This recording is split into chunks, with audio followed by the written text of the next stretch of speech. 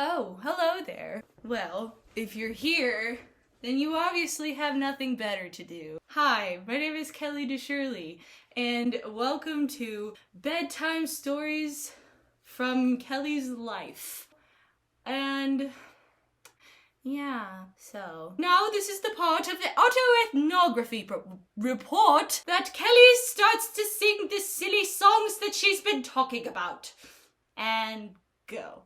Sometimes I think to myself, being an adult sucks a lot. So I think to myself, hold on to your inner or outer child, because being adult sucks a lot. So I think to myself with my 3DS in one hand and my tea in the other. I say, still never growing up. Anyways. So, like a phoenix, I was coming out of the ashes of hospitalization. I was looking for a new beginning as a new person. Obviously, the first thing I wanted to do was be like, bye! Somewhere else, just like, not here. I thought of my returning semester as a rebirth and going on an adventure that this song inspired me to go on. What is wrong with me? I think I've had a heart attack! So, it's really kind of funny when you think of what gave you emotional pain when you were 13. I had a heart attack when the first boy that ever liked me said he loved me. Aww. I also had a heart attack when the same boy cheated on me 2 years later. Aww. Anyways, I mean, it still is a song that I honestly considered my favorite song for a really long time. It's just not fair. I'm learning to slam on the brakes. I forgot the words. You know those times when you're trying to get someone's attention, but you're inside and they're like outside?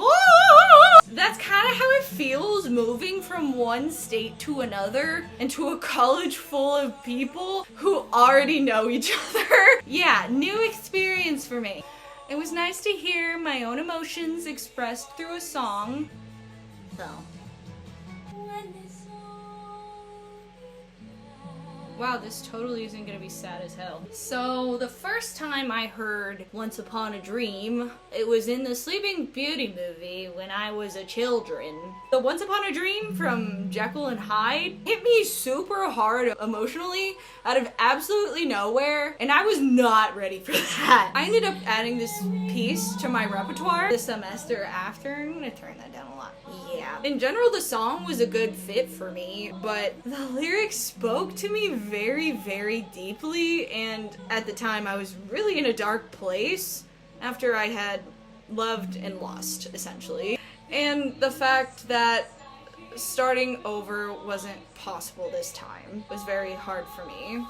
But through performing the song, it taught me to show emotional vulnerability when I sing, because it adds to it and makes the performance authentic. Okay, anyways, this is sad.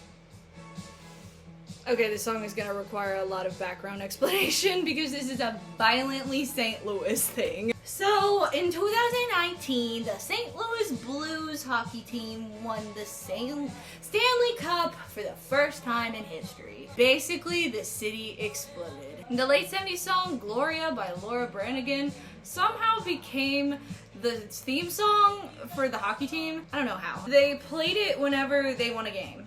You can probably see where this is going. I don't know what possessed Y98 to think this was okay, but whenever they won a game, they played the song Gloria on repeat for an hour.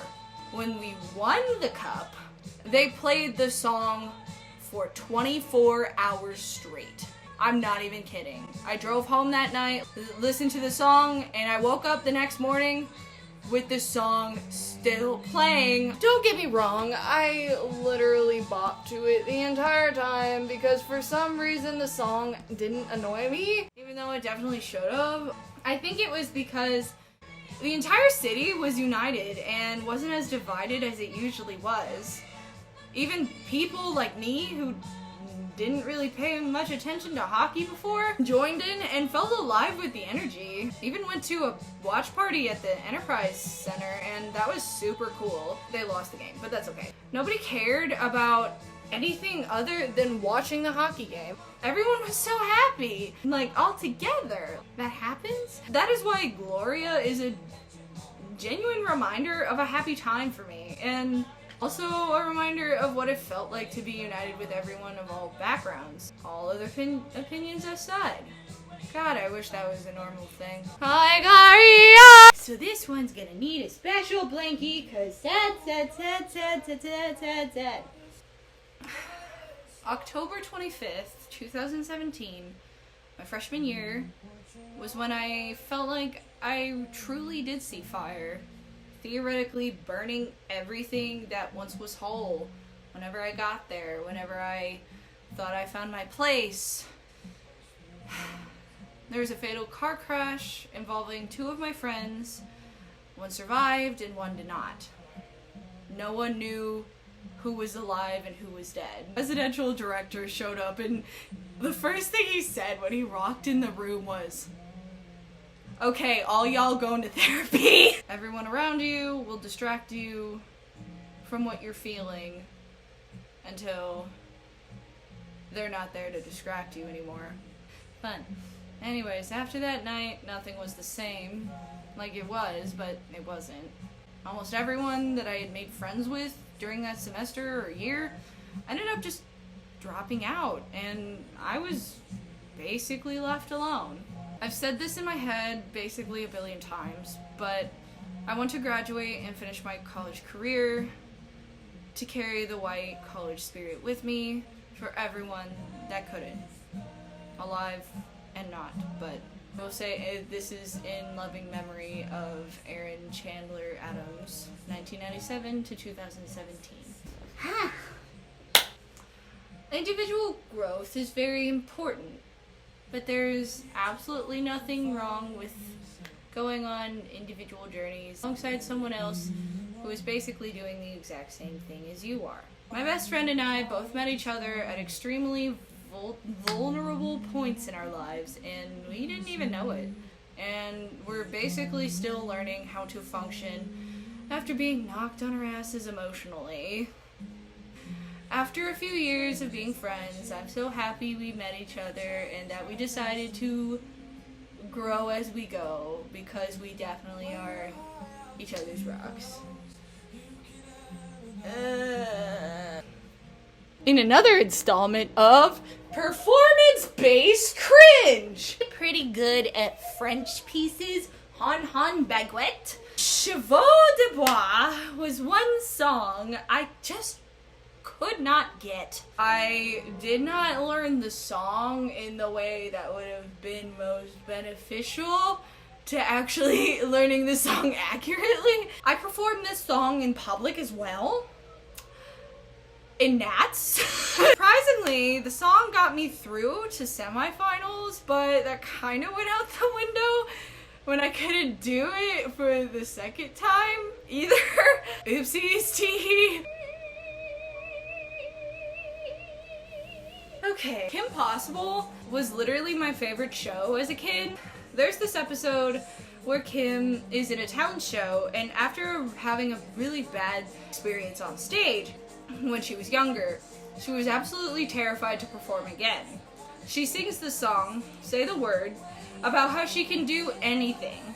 And through the messages of the song sinking in, and her best friend Ron helping her along the way, she was able to get through it just fine. As someone who struggles with performance anxiety, this episode helped me keep in mind not every performance is your best, and making mistakes is okay. The more you're afraid to make mistakes, the more likely you will make them. Call me, beat me if you want to reach me. What's the most petty thing you've ever done?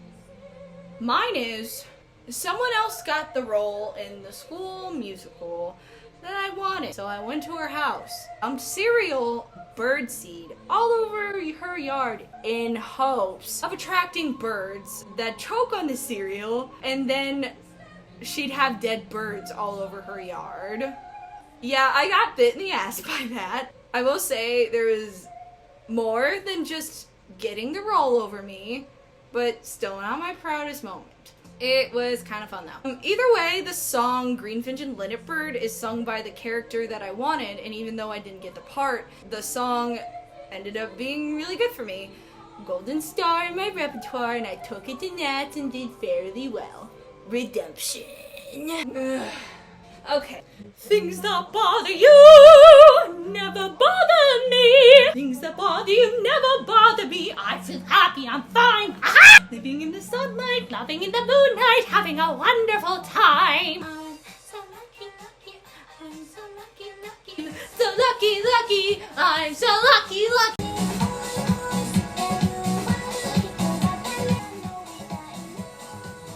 Jitterbug.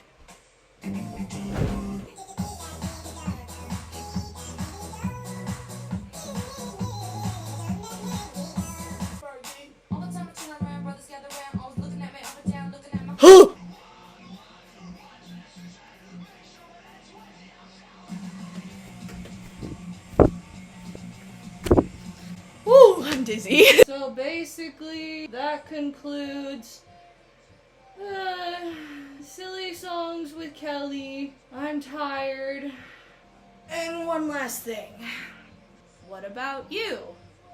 Let me know and talk to me about your experiences, because I'd love to hear them. Something you're into and the strange.